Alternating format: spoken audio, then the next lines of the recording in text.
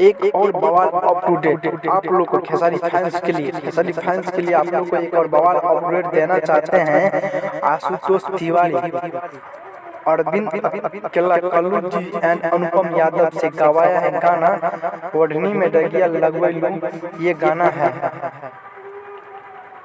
और अनुपम यादव और कल्लू जी से गवाया है सारेगामा भोजपुरी चैनल पे जो आया है।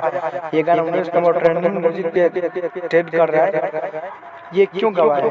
क्योंकि ये खेसारी भैया का गाना है। क्यों गवाया? सेम म्यूजिक और आप गवा देते हैं। आप खुद बोलते हैं कि हम चोरी नहीं करते हैं। आशुतोष तिवारी से कहना चाहते हैं जाकर देखिए हमरा से आँखिया लड़ाई के, हमारा से आँखिया लड़ाई के फुल भोजपुरी वीडियो सॉन्ग खेसारी लाल यादव का टी सीरीज हमारे भोजपुरी चैनल में 10 साल पहले आया था। ये गाना उठाकर आप गवा दिए हैं। आप बोलते हो कि मतलब मैं चोर नहीं हूँ, तुम खुद के चोर हो, दूसरे को बोलते हैं चोर। खेसारी भैया के जितने भी फैंस हैं जाकर देखिए टी सीरीज हमारे भोजपुरी चैनल 10 साल पहले गाना आया था। और आज सारेगामा हम भोजपुरी चैनल जो गाना आया है वो गाना 10 दिन पहले है अरविंद केला, कल्लू जी से गवा दिए हैं।